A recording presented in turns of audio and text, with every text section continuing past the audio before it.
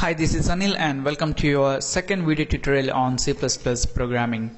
So in this tutorial we're gonna see some basic terms and the softwares used in the development of C++, the compilers, archivers, linkers, toolsets, IDEs, and also we're gonna see how C++ works, or what is the process to get an executable or an exe file from an C++ source file.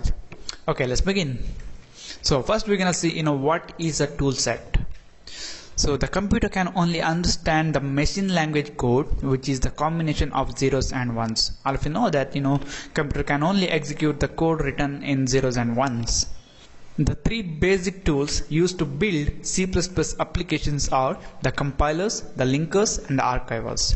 So we're gonna use these three tools and we're gonna convert our C++ source file to an executable one which we can execute. A collection of these programs and possibly other tools is called toolset. Or we can say that the combination of the compilers, the linkers, and archivers together called as toolsets. So now we're gonna see the compilers, archivers, and the linkers in detail. So the compiler takes C++ source file as the input and it produces the object files which contains a mixture of machine executable code, the zeros and ones, the code in zeros and ones, and also some symbolic references to the functions and data. So in our program we're gonna use some functions and we're gonna refer the library functions which are provided by the C++, and also we're gonna refer some data in some other files.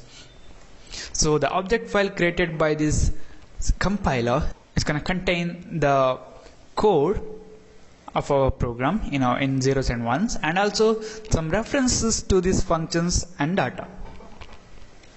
Then the archiver, which takes a collection of object files which is generated by the compiler as an input, and it produces a static library or an archive which is simply a collection of object files grouped for convenient use. And next, the linker.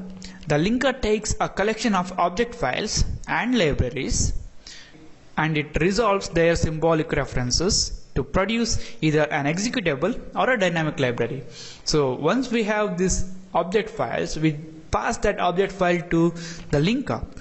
The linker is going to take the group of object files that we have passed and it's going to link them, whatever the symbolic references to the functions or the data we have made, all that references will be resolved and an executable file or a dynamic library file, DLL file will be generated. So now we're going to see what is an executable and a dynamic library. An executable or application is simply any program that can be executed by the operating system. For example, we have the notepad and the worldpad and any other applications which we execute in our computer. The operating system can easily execute. A dynamic library is also called a shared library, is like an executable except that can't be run on its own. An application file can make use of these dynamic library files. On Windows operating system, these dynamic library files are also called DLL files or dynamic link libraries. Okay, now we know about the compilers, the linkers, the archivers, the tool sets, how C++ works, or what is the procedure to get an application or executable from the C++ source file.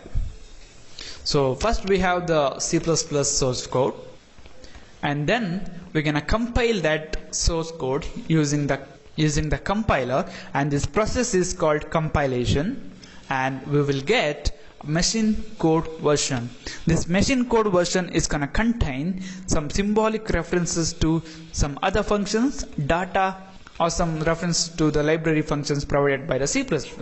So next, what we're gonna do is we're gonna link this object file or the machine code version with the C++ library using the linker, and the process is called linking. Here that references are resolved and we'll get complete machine executable program. So this complete machine executable program is an application which can be executed by the operating system. Okay, now we know how C++ works, or the procedure to get the application or the executable from a C++ source file.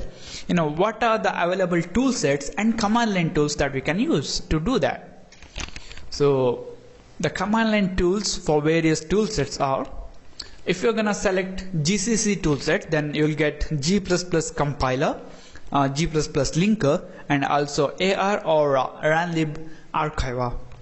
Similarly, for a Visual C++ toolset, we have their specific compiler, linker, and archivers. And similarly for Intel, for Windows, Linux, MetroWorks, Cameo, and all these different toolsets contain different compilers, linkers, and archivers.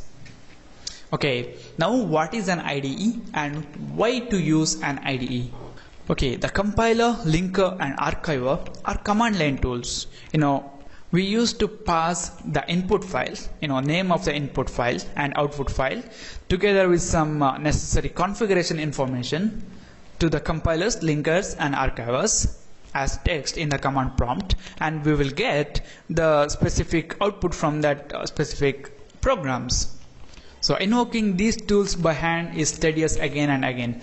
For example, when you develop a program, you want to check that program again and again, to make sure that that program is working properly, while developing.